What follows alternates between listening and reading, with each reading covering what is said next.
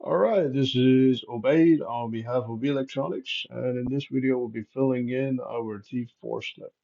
Okay, now just before we go ahead and fill in our T4 slip, let me talk about the T4 slip. Okay, so your T4 slip is basically filled in by your employer using your pay stub. This will be your last pay stub in the fiscal year or the tax year.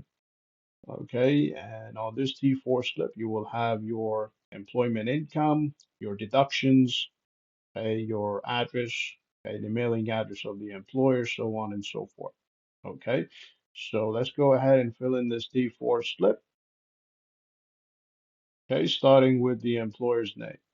Okay, so your employer's name. Okay, you can verify your employer's name using your record of employment. Okay, so this is what the record of employment looks like. You have the name of the employer as well as the address further down. You can also verify your employer's name using your pay stub. Okay, so notice your employer's name is listed on top of the page. Now, if you're not quite sure what your employer's name is, you can always Google your employer's name. Let's go ahead and Google your employer's name.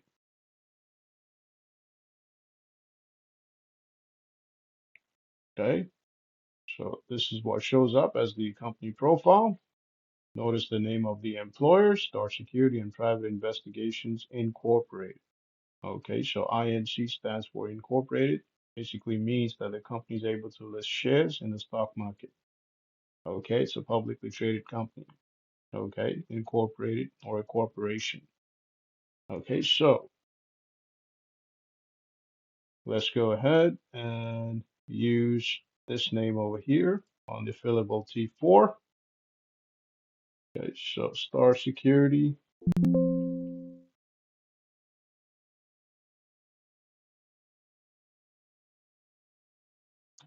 and Private Investigations Incorporated. Okay, this will be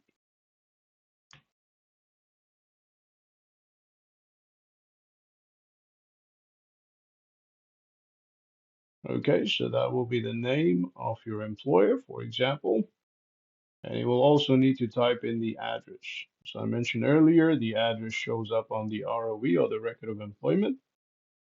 Again, this address is 504 Main Street East, Hamilton, Ontario. Okay, you may also use the address on your pay stub. Okay, if it shows up on your pay stub. Okay, all right, so you have the same address over here on the pay stub itself, 504 Main Street East, Hamilton, Ontario. And if you're not quite sure if this address is accurate or anything of that sort, you can always use postal code lookup tool. Okay, so you have Canada postal code lookup tool. We'll type in 504 Main Street East. Okay, Hamilton, Ontario, postal code L8N 1 Kilo 7. Okay, going back to your pay stub.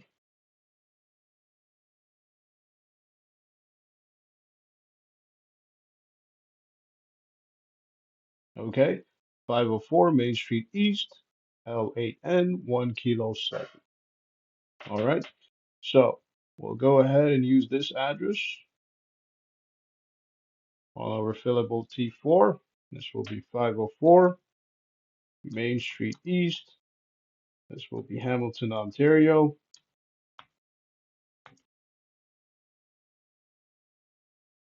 Okay, L8N 1 Kilo 7.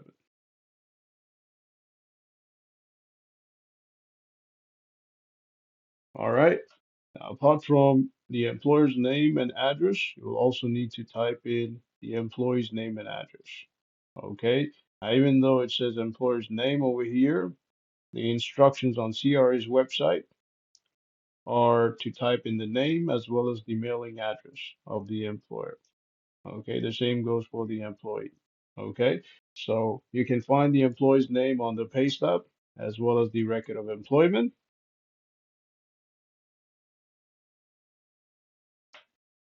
Okay. So you have the name, which has been blanked out for privacy reasons, as well as the address further down. Okay. Now, apart from the pay stub, your ROE will list the name of the employee as well as the address as well. Okay, so let's go ahead and type in a random name over here. Let's say this is XYZ. Okay, first name and initial.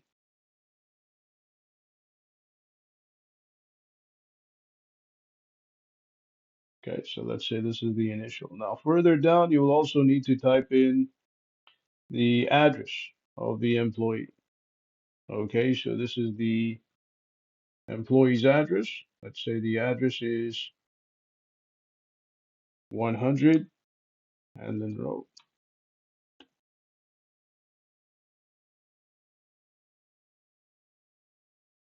Okay, this will be Woodbridge, Ontario.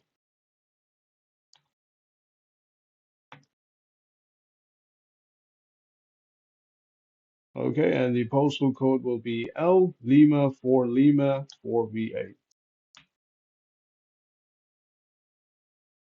Okay, so L4L for V or Van 8. Okay, so the name and the address. All right, now apart from that, you have the year over here on T4. Okay, so let's say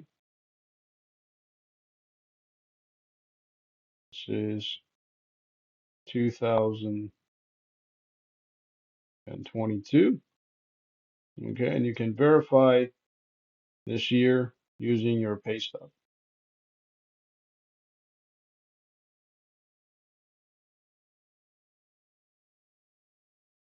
Okay, all right, so the year will be 2022. The check date is 2022. Okay, and the pay period is 2022. Okay, your T4 slip, first day work 2022, last day for which paid 2022. Okay, so this will be 2022 over here. Okay, code 14. Okay, this will be your employment income. So your employment income will be the income that shows up on the pay stub.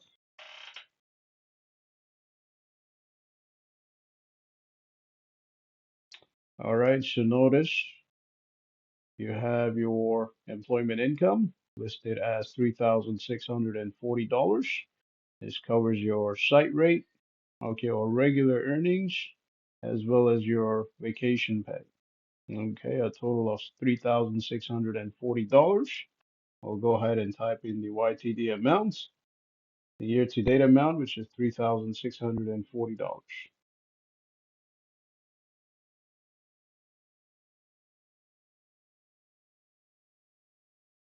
Okay, now apart from that, you also have income tax deducted. Okay, so when it comes to your income tax deduction, okay, this will be your federal income tax, and the YTD is $95.83. Okay, so $95.83.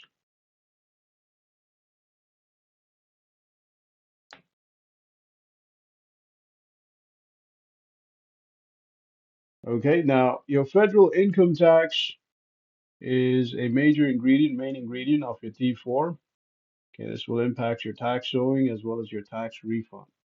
Okay, so when you claim your credits, when your credits offset your tax owing, they offset your tax owing because of your federal income tax deducted as well as other deductions on your T4. Okay, without these deductions, you won't be able to offset your tax owing using your credits. Okay, so your credits may include but not limited to your expenses on your T2125, and your business expenses, your RSP, so on and so forth. Okay, so CPP contributions, okay, these are contributions that you make towards your pension plan. Okay, so again, this is another deduction, code 16, and code 16 shows up as $153.77 for the YTD amount on your pay stub. So 153.77.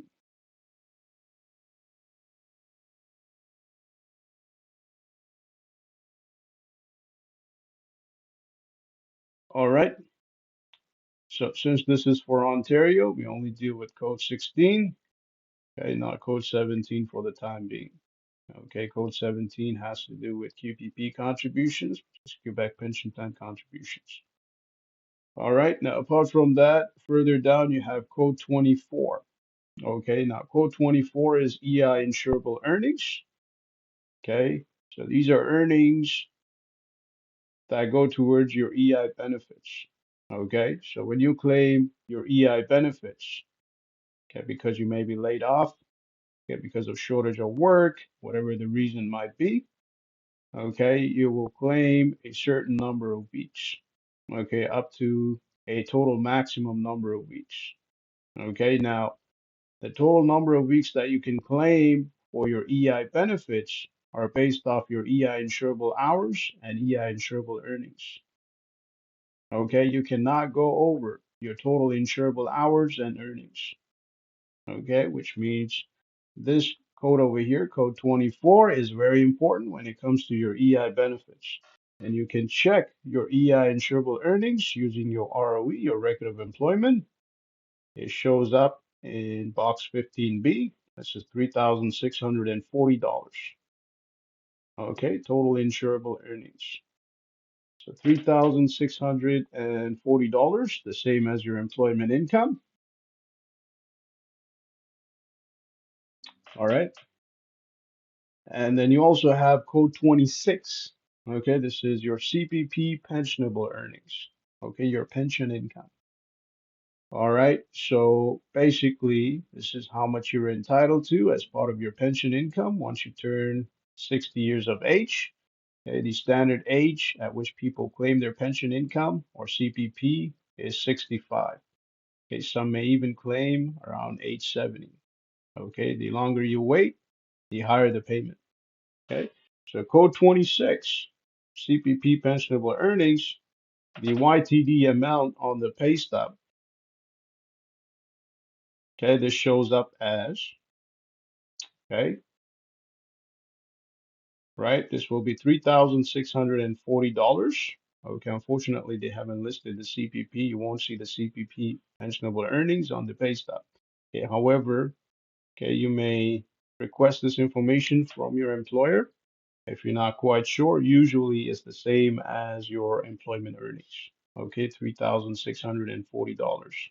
Okay, you may also use the payroll deduction tables, okay, on your CRA's website to figure out your CPP, Canada Pension Plan earnings.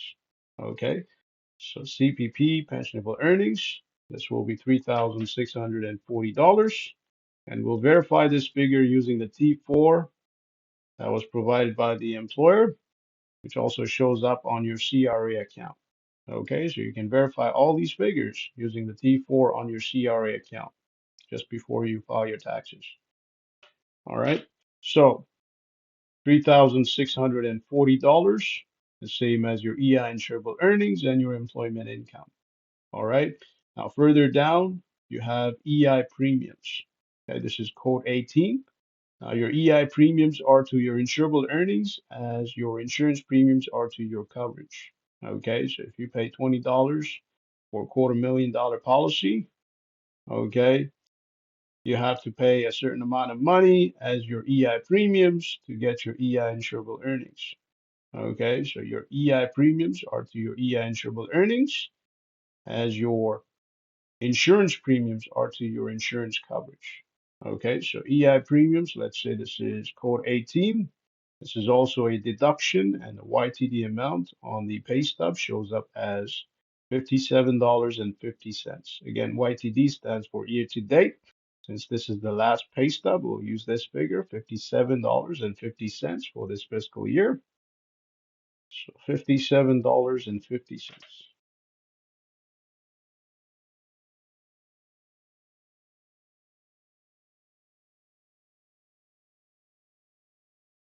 All right. Now, apart from that, you do have other codes over here, such as union dues, RPP contributions. Okay, fortunately, we don't have to type in all these codes. This is not applicable in our case, okay, based on the pay stub that we have over here. Okay, however, we will talk about these codes uh, just in a bit. Okay, just give me one moment. All right, now you may need to verify all the information to make sure it is correct, starting with the address over here. So let's type in the address, make sure the address is correct. Okay, let's say this is 100 Hamden Road. Okay, the city is Woodbridge, Ontario, L4L 4V8. Okay, so using Canada Postal Code lookup tool, the address is 100 Hamden Road, Unit 3, Woodbridge, Ontario, L4L 4V8. Okay, now we haven't filled in the social insurance number. We'll leave it blank for privacy reasons. Okay, this is one of those information that gets compromised when it comes to identity theft. Okay, so we'll leave it blank um, for identity protection. Okay, so we can go ahead and verify the information that we just typed in using the T4 provided by the employer. Okay, so this is the T4 that was provided by the employer.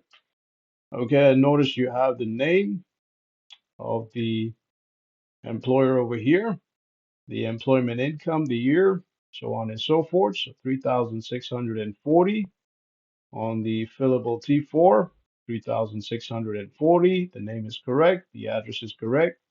Year 2022, which is correct. Your income tax deducted, code 22. This is $95.83. Okay, this is the same figure on the T4 provided by the employer.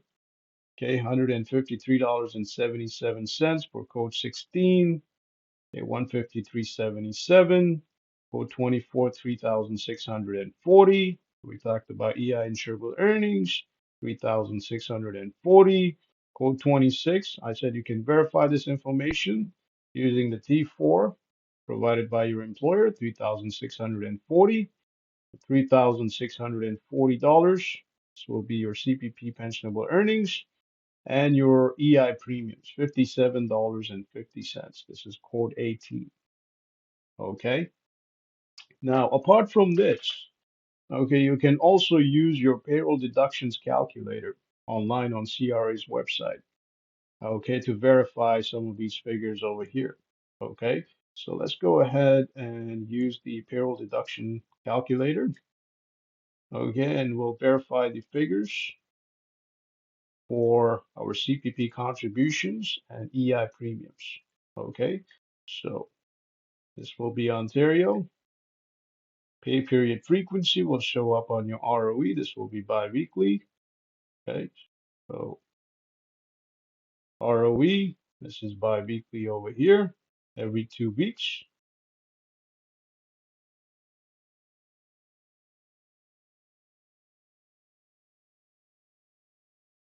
All right, date the employee is paid.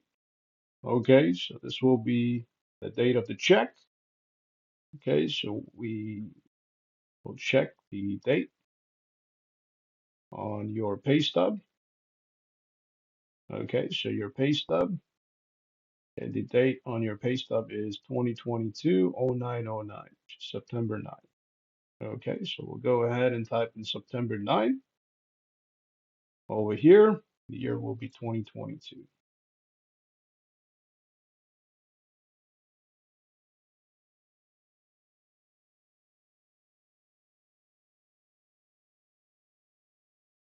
All right, so salary or wages, income per pay period. Okay, so this is basically your salary for the pay stub, for the pay period. Okay, and this figure over here is $590.72. Okay, so $590.72. Okay, so again, this is made up of your regular earnings as well as your vacation pay. 590.72. Okay, further down, okay, we won't be adding any union dues to this calculation or alimony payments. Okay, so we'll go ahead and click on next. Okay, so you have the TD1, okay, your basic personal amounts. Okay, we won't be adding your pensionable earnings, your CPP contributions deducted, or insurable earnings. Okay, so okay, notice this calculator figures out your CPP deductions and EI deductions. Okay, these are your EI premiums. Okay, and the total shows up as $35.33. Okay, so federal tax deduction, this is $0. You can verify this figure using your pay stub. Okay, you can verify the figures on your pay stub using this calculator.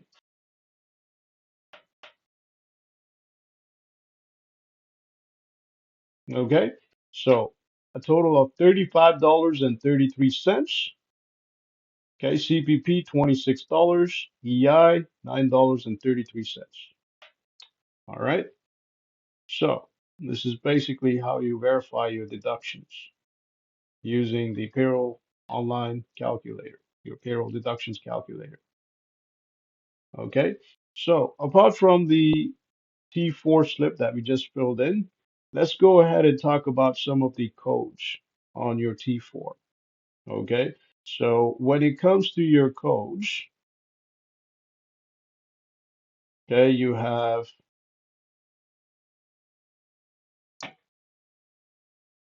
your T4 that looks something like this. This is another T4. Okay, and notice you have code 40 over here. Okay, at $6.42. So anytime you have any other code apart from the one listed over here, okay, you will need to type in that code over here under other information, okay, as well as the amount. Okay, so we're talking about codes. Okay, let me use the software. Okay, TurboTax. Okay, so we're talking about codes that don't show up on your T4 slip. Okay, and these codes include but not limited to codes like code 30, 31, 32, 33. Okay, other taxable benefits, code 40. Okay, 66, 67, 69, 71, 88, so on and so forth.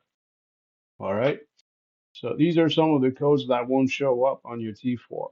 Okay. However, if you do have income, okay, relevant to any one of these codes, you will need to type in the name, okay, the code number rather, as well as the income. Okay. So the code over here, this is 40 under other information, which has to do with other taxable benefits, $6.42. Okay, your employer's name. We talked about your employer's name on your T4 slip.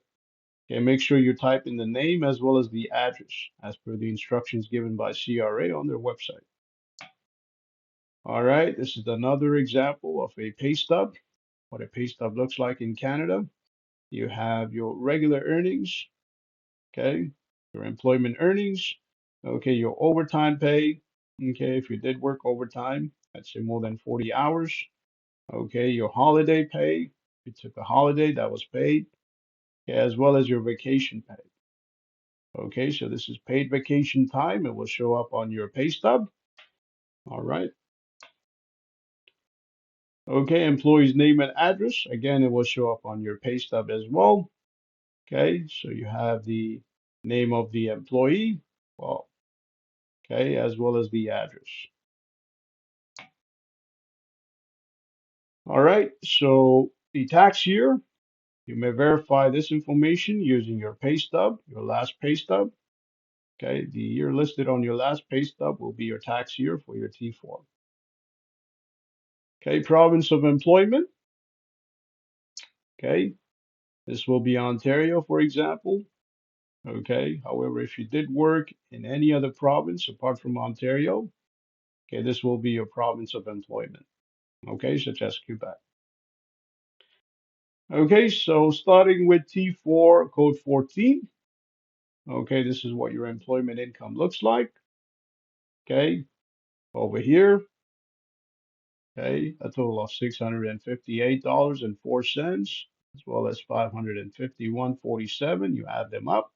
This will be your code 14 along with other types of payment methods. Okay, so when it comes to other types of payment methods, you have salary, wages, bonuses, vacation pay, tips and gratuities, honorariums, director fees, management fees, so on and so forth. So this is for the employer to list on the T4. Okay, so let's go ahead and talk about each and every one of these. All right, starting with salary and wages. Okay, so salary is basically for people who earn an annual salary, okay, who are full-time employees of the company who do not get, well, basically do not get paid every day, okay, do not get cash payments. Okay, they get paid every week or every 2 weeks or every month, okay? So this is basically your salary. All right. Now, apart from your salary, you have your wages. Okay, your wages is basically a fixed regular payment. This is paid on a daily or weekly basis. All right. This is made by an employer to an employee, especially to a manual or unskilled worker. Okay. So this is for blue collar work. Okay. So wages paid cash every day or on a weekly basis. Okay. Salary paid every 2 weeks, monthly, or every year, depending on the kind of work you do. Okay, so um, apart from your salary, you also have your bonus. This is the amount of money added to wages on a seasonal basis, especially as a reward for good performance. Okay, so this is your bonus. Vacation pay. We talked about vacation pay on the pay stub. That will be your paid vacation time. However, you do have the option to take time off, which won't be paid. Okay, so you've got two kinds of vacations. One which is paid, the other one which is not paid. Okay, tips and gratuities. Okay, so you've got two kinds of tips. Okay, you've got a control tip and a direct tip. All right, so when it comes to control tips, let me read this out to you. Okay, some examples include, but not limited to, number one, the employer adds a mandatory service charge to a client's bill to cover the tips. Okay, so just like you pay your bank service fees, okay, the employer may add a service fee to the receipt or the invoice charged to the customer, and this will be paid out to the employees as tips. Okay, so the employer will cover these tips as part of the employment income. Okay, number two, the employer adds a percentage to a client's bill to cover tips. Okay, so say for example, you order something via Uber Eats. Okay, and you add a percentage of the payment that you make towards the tip for the driver. Okay, so that's an example of adding a percentage to a client's bill to cover tips. Okay, so Uber Eats, for example, will add a percentage for you to pay for the driver, and this will be paid out to the driver as tips. Okay, and the employer will cover, okay, these tips on his or her T4. All right, we'll okay, add these tips on his or her T4. Okay. Number three, tips that are allocated to employees using a tip sharing formula determined by the employer. Okay, so there is a tip sharing formula as worked out by your employer. Okay. Number four, tips that an employer includes in his business income, then expenses, and redistributes to employees in the form of pay. All right, that's number four. So let's say the employer, okay, such as a transportation company, okay, may receive tips as part of his or her business income from the clients. Okay, and then these tips are later on redistributed, okay, paid out to all the employees, so all the drivers of the company. Okay, tips that the employees turn over to their employer, who then distributes them to the employees.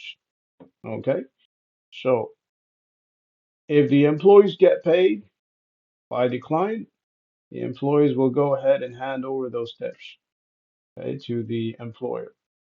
okay, so that the employer can basically hand out all the tips to all the employees. Okay, so cash tips that are deposited into the employer's bank account and become or even commingle with the property of the employer and then paid out to the employees. Okay, so these are cash tips that go in the employer's bank account. All right,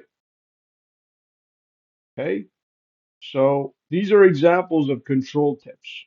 Okay, so tips and gratuities that are controlled by you, we're talking about the employer over here, and received from the performance of services are considered income from employment. Okay, so these are directives. So directives are paid directly by the customer to the employee. Example number one, a customer leaves money on the table at the end of a meal and the server keeps the whole amount. So this could be a restaurant where the customer or the client leaves money on the table, not specifying who the money is paid to.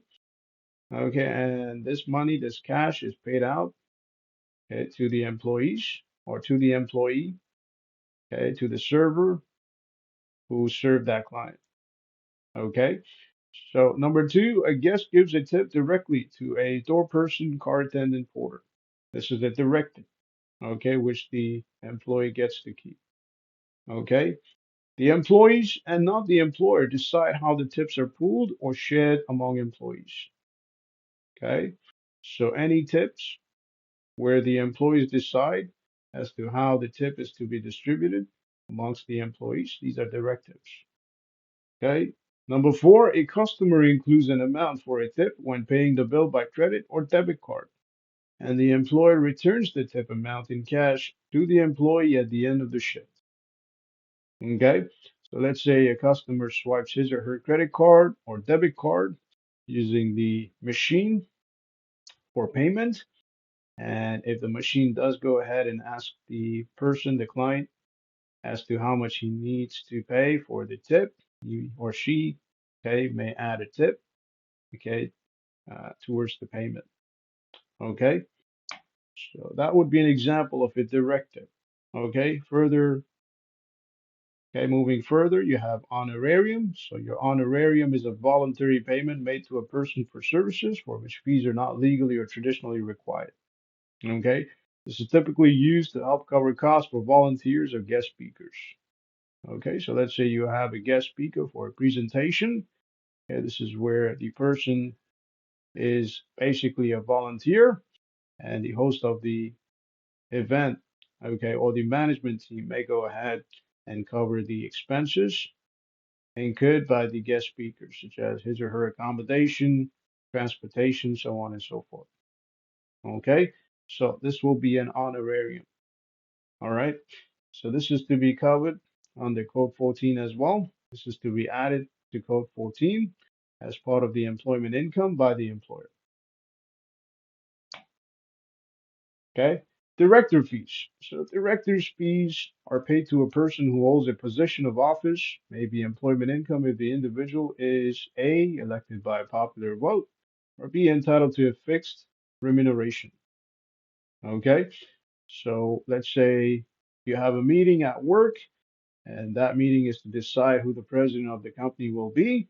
You finally elect the president of the company, okay, or the director of the company, and this person receives a certain amount of money every month as part of his or her director fees. Okay, so you're to add this figure to your Code 14 employment income as well as an employer.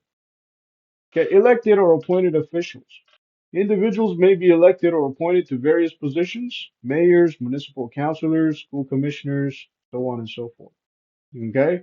So all these people who get elected, okay, if they do get paid a certain amount of money for their position, okay, or for their responsibilities at work, okay, you are to cover this amount under Code 14 as well. So you're to add this figure in box 14 as their employment income as an employer.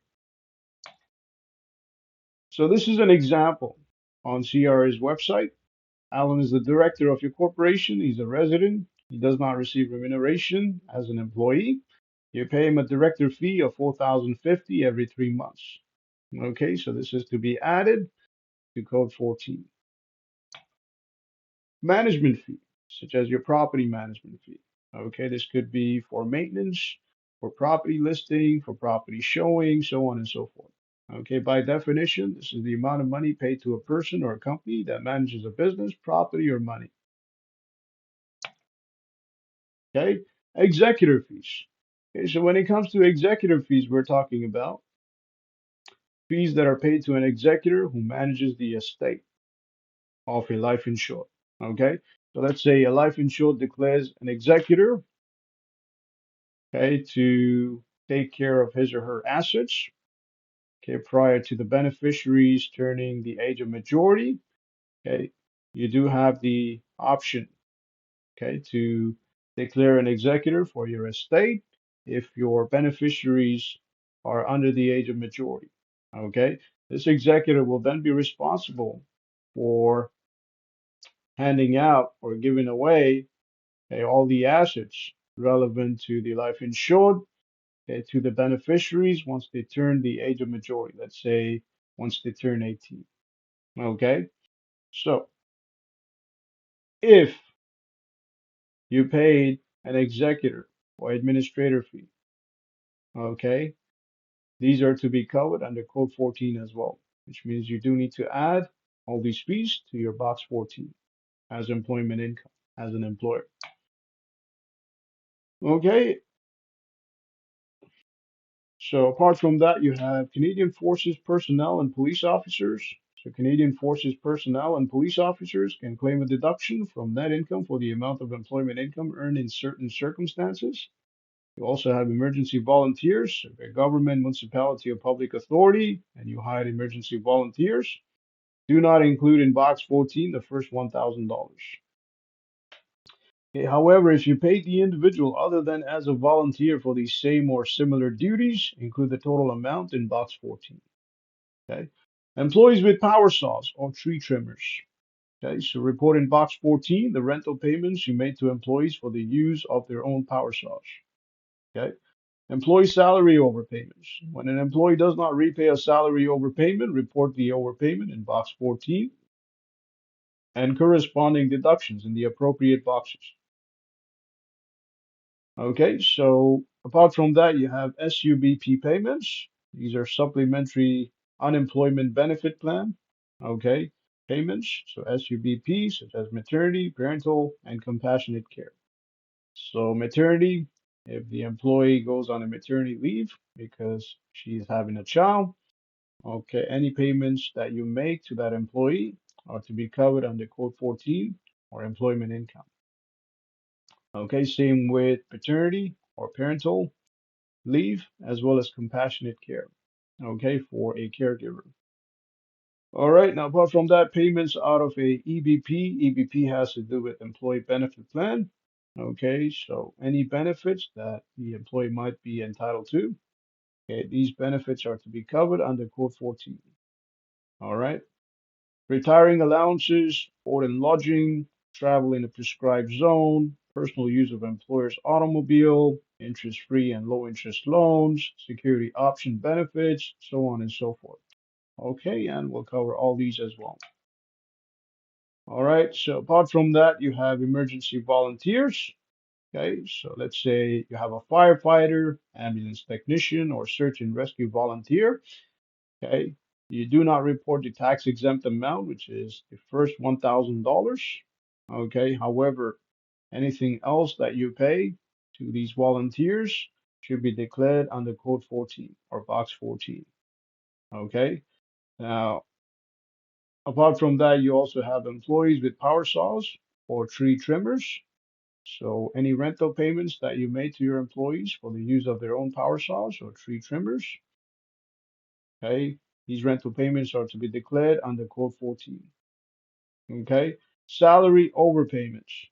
Okay, you need to report the salary overpayment you made to your employee using box 14. Okay, okay. All right, now apart from that, Okay, you have security option benefits. Okay, wage loss replacement plan income, a member of the clergy, so on and so forth. Okay, so if you have a member of the clergy, let's say from a church, mosque, or anything of that sort, okay, living inside your property, okay, and this person is the member of the clergy, and let's say you pay for utilities, okay, these payments are to be covered under Code 14. Okay, so your electricity bill, water, heating, hydro, so on and so forth. Okay, Code 16. Okay, government pension. This is CPP contributions. Okay, so again, we talked about CPP contributions. This is one of the three deductions that you may see on your pay stub. Okay, so box 16, box 17, use the total of the amounts shown in box 16 and 17 of your T4 slips when you complete Schedule 8 or Form RC 381, whichever one applies, to calculate the amounts to claim on line 308 and line 22215 of your tax return. Okay, now this has to do with employees. Okay, when they talk about line 308 as well as line 22215, we're talking about the T1 general. Okay, so when you go on your T1 general, okay, so this is your T1 general, for example. Okay, so you have your line 308 on your T1 general. Okay, so line 308 on T1 general, okay, as well as line 22215. Okay, so 22215, which is further down, I should say up. Okay, so 22215, right over here, deduction for CPP or QPP, enhanced contributions. Okay, so, all right. So for employers, report amounts you deducted for your employee's share of Canada Pension Plan contributions using box 16 if you enter in box 10 that your employee had a province of employment other than Quebec. Okay, so this is for Ontario, for example. Okay, any CPP contributions made from the employee's pay stub are to be declared under box 16 by the employer. Okay, 16A, again, CPP contributions, second CPP contributions, okay. Okay, box 17, QPP contributions. This is if you work in Quebec. Okay, so this is for the employer. Okay, 17A, again for the employers. And finally, we have code 18 or box 18. This has to do with your EI premiums. Okay, again, this is one of the three deductions on your pay stub that will impact your tax return, your tax owing, your tax refund. Okay, depending on the number of credits you have, the total credits you have on your T2125, your RSP, on your tax return, so on and so forth. Okay, so T4 code 18, EI premiums.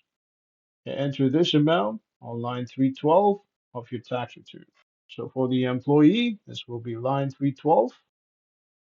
Okay, so line 312 will be further down. Okay, so 312 over here. This is employment insurance premiums through employment, boxes 18 and 55 of all T4 slips. Okay, maximum $1,002.45 for 2024.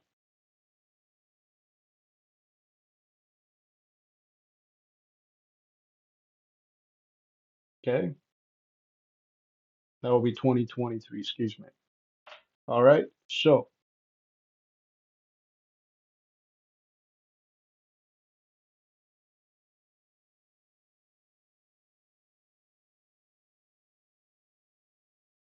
all right, so this is an example as to how you can report your EI premiums. Okay, if your insurable earnings, now again, your insurable earnings will show up on your record of employment. If they're less than 2,000, your EI premiums will go on line 450. Okay, so line 450. Okay, further down. This is line 450. Now, this is for the year 2023. The tax year is 2023, which means you may be filling in this return in 2024. Okay, so 450 over here. This will be line 450, employment insurance overpayment. Okay, 450. Okay, so if your EI insurable earnings are less than $2,000, you will type in this figure. Okay, you'll type in your EI premiums. Okay, in line 450. Okay, example two, if the insurable earnings are more than $2,000, okay, your employment income $3,000 in box 14 and EI premiums in box 18. Okay, so if they're more than $2,000, you will type in this figure in box 18. Okay, and again, box 18 is on your T4 slip. Okay, we saw one in the fillable T4. Okay, this is the one on your TurboTax. Okay, on the software. Okay, so box 18, employee EI premiums. This is to be filled out if your EI premiums are more than $2,000. Okay. All right. So apart from that, you have code 20, RPP contributions. This has to do with your registered pension plan. Okay, this is for the employer. Okay, code 20, employee and employer. Enter this amount, line 207. Okay, go back to your TurboTax, line 207. Okay, this is further up.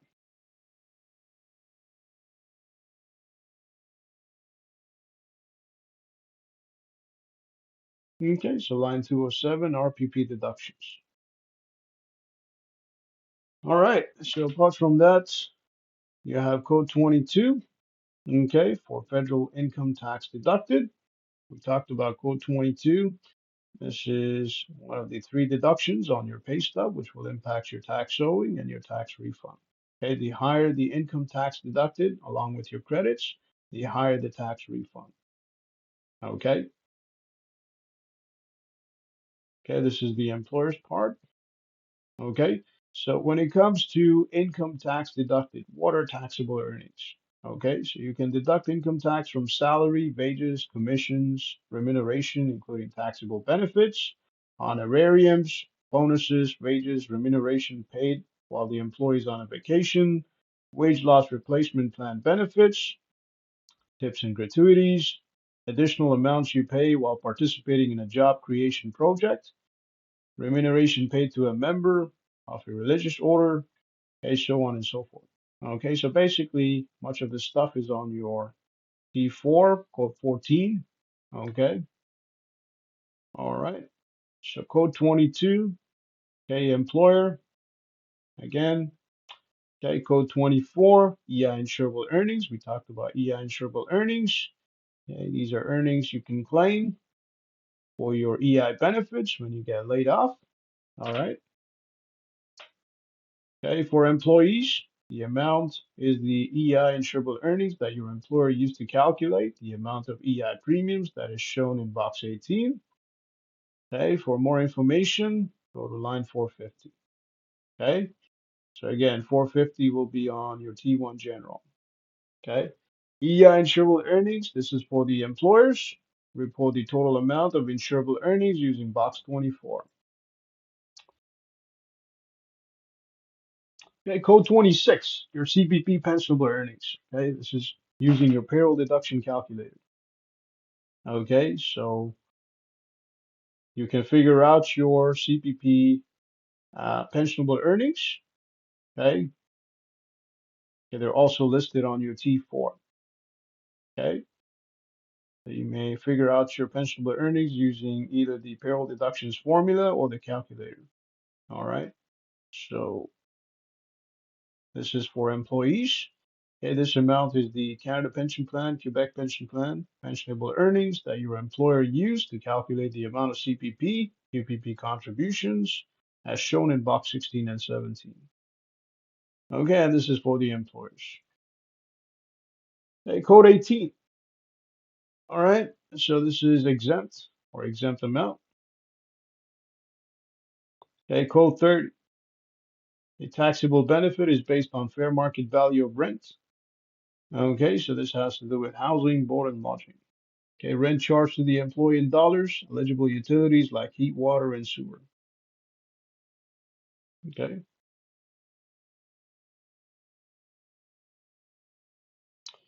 all right, so apart from that, you have clergy allowance. Okay, this is to be covered under Code 30 as well. Okay, so if you provided an employee with free or subsidized housing or board and lodging, enter Code 30, utilities for a member of the clergy receiving housing allowance. Okay, this is if you paid for utilities or if you provided them for a member of the clergy, add the eligible part of your cost for the utilities to the housing allowance. Okay, report all other utilities such as electricity, heat, water, and sewer under Code 40. Okay, so you go back to your software. Okay, the software will show Code 30. Okay, under other boxes. Okay, so Code 30, housing, board, and lodging, as well as clergy allowance.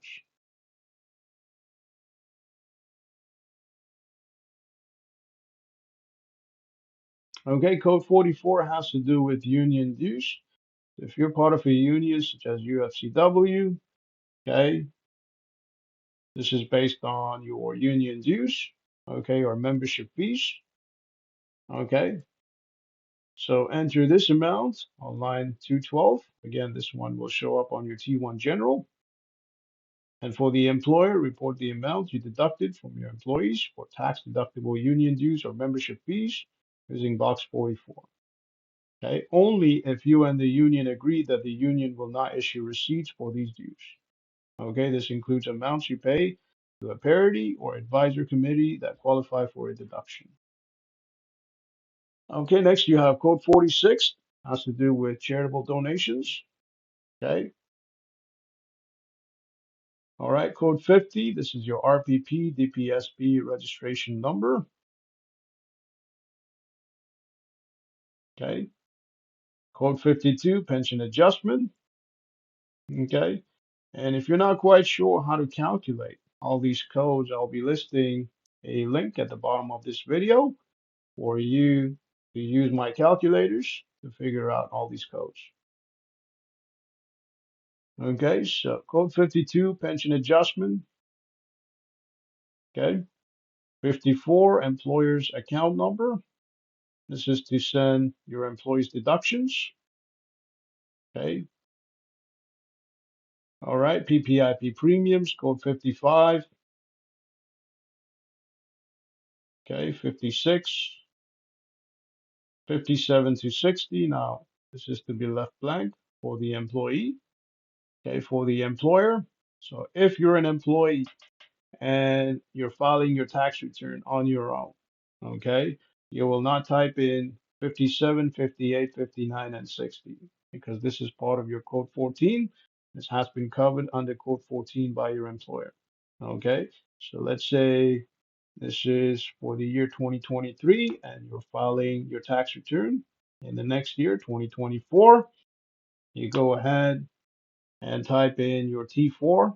Okay, this is your T4, statement of remuneration. Okay, so under this T4, you have boxes 57 to 60. Okay, you're to leave this blank.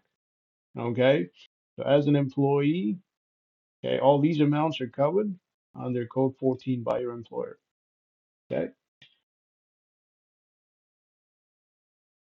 all right, so for the employer, employment income, March 15 to May 9. Okay, the employer will report this income in box 14 or code 14. Okay, code 59, July 5th to August 29. Code 60, August 30th to September 26th. Okay, code 38. Okay, this is covered in box 14 for the employee. Okay, employer.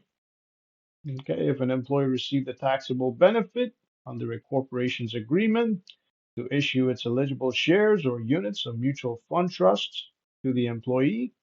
before June 25th, 2024, use code 38 and box 14.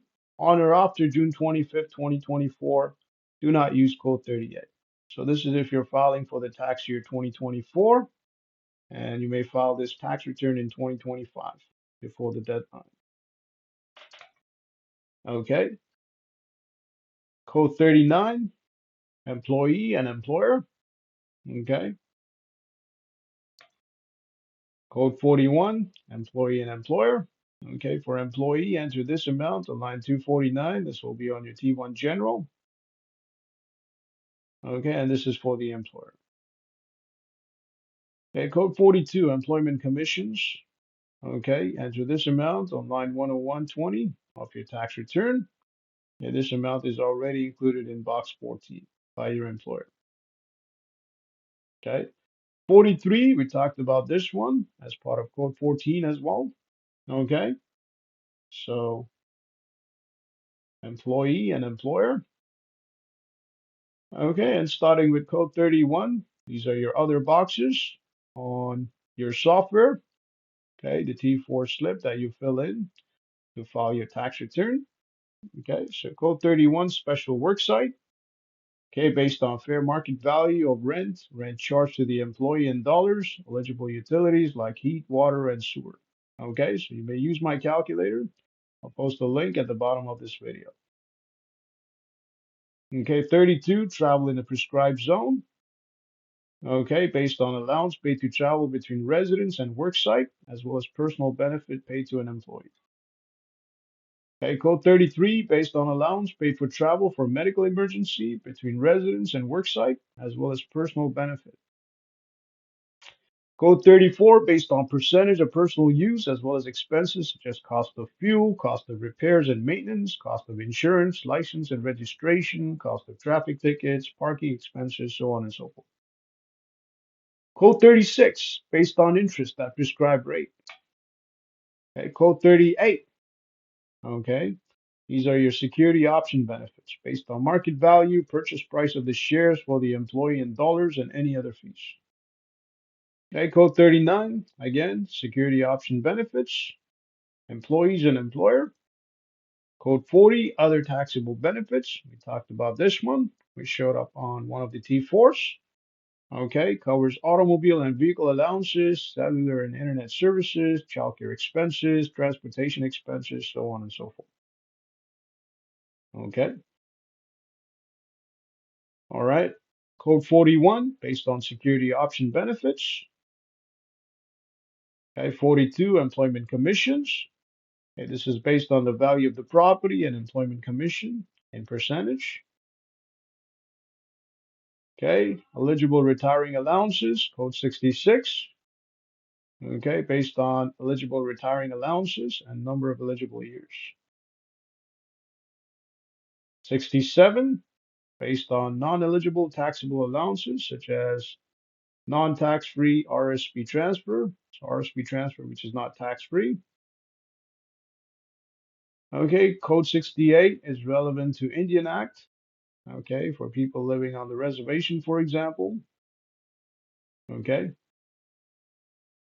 Okay, code 71, again, exempt income, Indian Act. Okay, code 88, self-employment. Okay, employees and employers. Code 74 has to do with your pension plan contributions, so registered pension plan. Okay, same with code 75. Okay, and code 77, workers' compensation benefits repaid to the employer. Okay, code 78, Fisher's gross income. Okay, net partnership amount. Code 79. Code 80. Code 81 is for placement or employment, agency workers. Okay, so let's say you work through an employment agency. Okay, you will declare the income in code 81. Okay, so this is an example of wages where you may get paid every day or day to day. Okay, let's say cash payments. Okay, okay, employee and employer. Okay, this is for taxi drivers and other drivers. of other passenger vehicles, code 82. Okay, barbers and hairdressers, code 83. Okay, code 85, paid premiums for private health plans. Okay, code 86, 87, emergency services volunteer. Okay, so this is your exempt amount. Report the exempt amount paid by a government, municipality, or a public authority. All right, so that's it for your T4 slip. On behalf of B Electronics, this is Obey. Have yourself a great day.